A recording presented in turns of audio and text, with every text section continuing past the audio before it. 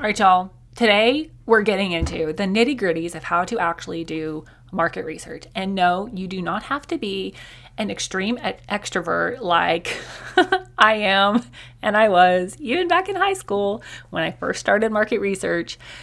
If you didn't listen to the first episode in the series, make sure you catch it because I totally tell on myself. But you don't have to be an extrovert extreme to do a good job of market research, but you're going to have to talk to some people, okay? Okay, so in this episode, I'm going to break down how to actually do market research as well as giving you some of the sample questions that I use for clients when I'm saying, hey, y'all do market research before we do this copy project. So be ready to take notes and actually implement some of these questions in your market research. Ready? Let's go.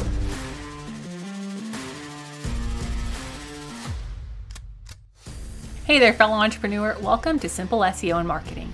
Do you want to grow your business with sustainable traffic sources? Have you heard about the power of search engine optimization and you want to take advantage of it to get more traffic, more eyeballs on your business? But when it comes down to it, does SEO feel complicated and hard to implement? Are you tired of wondering what in the heck to do with your website to get more traffic and more leads knocking on your door?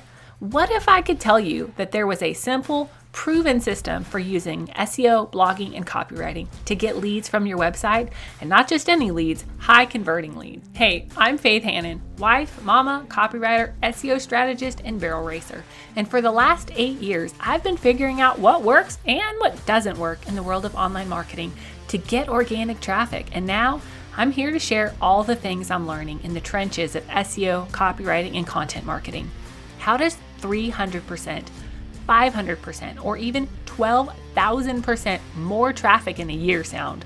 What could your business do with that kind of traffic increase? How many more people could you help?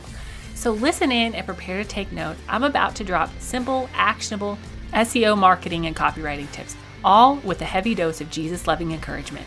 Let's get you more traffic and more leads so you can help more people with your God-given gifts. So in case you have not figured this out by now, I am very much an extrovert in a lot of ways. Like, I'll talk to anybody, and sometimes I regret talking to people. Because I'm like, oh no, they talk back more than I was mentally prepared for, but that's okay. That's okay.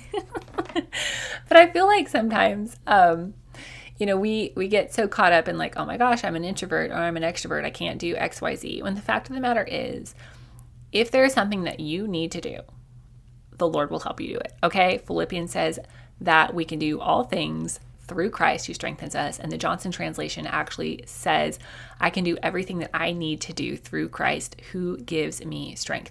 So if you're listening to this market research series and you're like hyperventilating, thinking about talking to people because you know that's where this is going to go, and it is, I want you to take a deep breath and be like, all right, Lord, I know that you're going to help me do this. Help me to hear with your ears and hear with the understanding that I'm going to have the grace to do this because you're going to help me. Okay? Okay. So when we're talking about market research, I think probably the thing that comes to mind for most people is surveys. And I don't know if y'all are old enough / were aware enough to remember the days when there used to be like tiny little stores in a mall where people would just fill out surveys. Like, you'd make like $5 or $10 for going in there and filling out a survey. I never did it because I was like, ew, weird, but it was a thing, right? And that I don't think is a thing anymore. I don't know. Maybe it is. I don't live near a mall, so I wouldn't know. But I think most people, when they think about market research, they think surveys, or they think, a satisfaction type survey after they bought a product. But I really want to kind of shift your mind there about how to do your market research. Yes, you can do polls. Yes, you can do surveys. But really, the best market research is going to come from talking to people, talking to real life humans. Okay.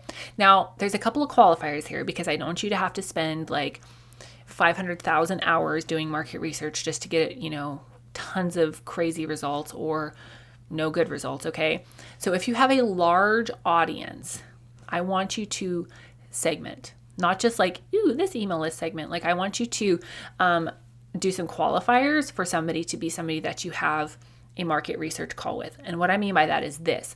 You could send out a survey, all right, and enter people into a giveaway for something valuable for completing that survey, okay? And then you take the best candidates from that survey and then invite them to do a market research call. You don't need to call it a market research call. Just like, hey, I'd love to hop on a call with you and get to know you, get to know a little bit about your business, and get to know how I can serve you better, okay? And in exchange for that, I would love to offer you XYZ. Like I said, in one of the past episodes, one of the things that I have seen great success with is, hey, after, we do this call, I would love to gift you with a free 30-minute coaching call, right? Like, great way to, one, talk to someone who's actually interested in what I have to offer, and two, a great way to serve them and make them feel loved and help them out too. And it's not just about helping me, right? So if you have a large audience, totally use surveys, right? With very intentional questions to make sure that you're spending your one-on-one talky time talking to the right people, right? And then if you have like the ability to further segment your audience and further segment your surveys between people who have actually made a purchase and people who are lurkers, maybe been on your email list for a long time but haven't actually bought the product, okay? That's a really great way to kind of get two different groups of responses so that you can figure out, okay, these people have purchased, this is what I can do better, and these people have not purchased, and this is why, all right?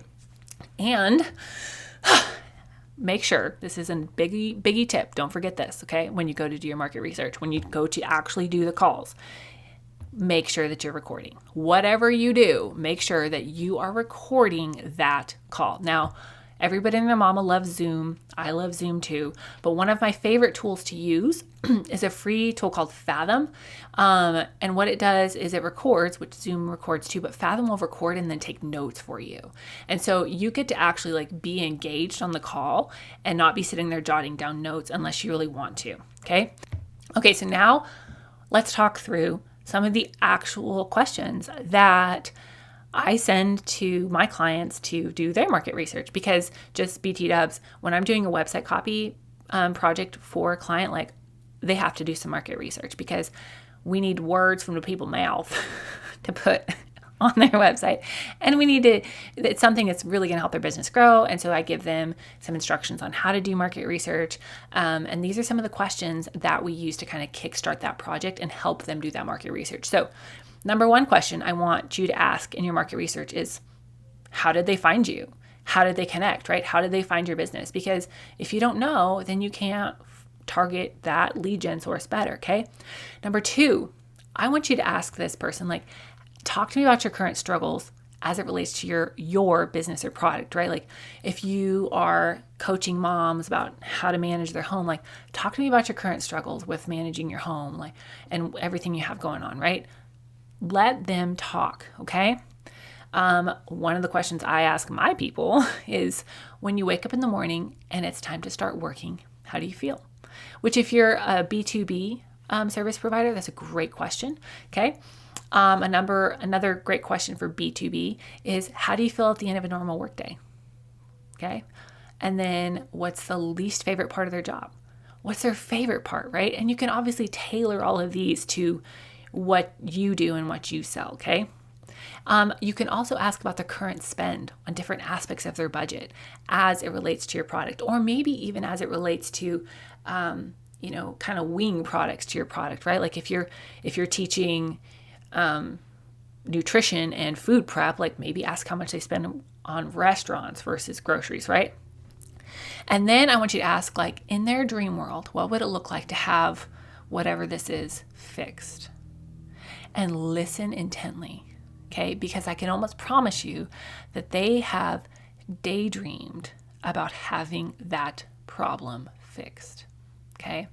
And then I want you to actually ask, if it's somebody that's purchased, I want you to ask, what made them purchase from you over the competition? And you might be really surprised at what you hear, because sometimes we think that people want our product or service because of XYZ reason, when really it's a completely different thing. I recently heard from one of my students the reason she purchased my course, the Simple SEO Framework and Group Coaching Program, is because I focused on service when it came to blogging and creating website copy, because I focused on serving people. And to me, I was like, well, of course I focus on that because that's just core to who I am. But to hear that out of her mouth as that was a crucial factor in her decision making, that was really cool. And then I was able to take that, right, and use that in some of my messaging and some of my marketing. Okay, so those are some of the sample questions. And then I just kind of want to encourage you, as you're doing this market research, as you're doing these calls, I want you to be really cognizant of not asking leading questions. Like the yes, no questions are fine, but like don't just stay there, right? I want you to get responses that are deep, not surface level. And honestly, the best way to do that is to just be a real human. Just be a real human, like not high and mighty, not hoity-toity. Just be a real human, right? You are a person serving other people with your God-given gifts. And it's okay if everything doesn't look 100% super professional and polished. Like you are sitting down to have a conversation with somebody, and it should feel like a conversation, not an interrogation.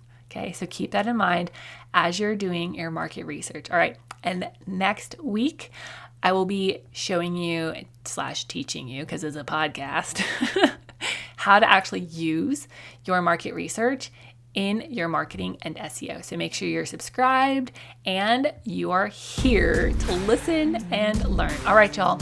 We'll chat with you next week. Bye.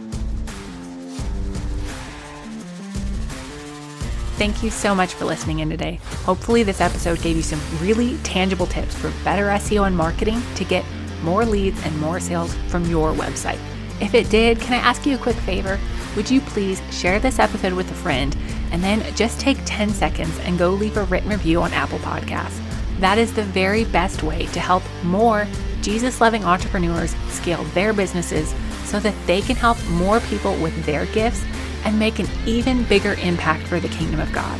And guess what? We now have a Facebook community where we can learn, hang out, and laugh.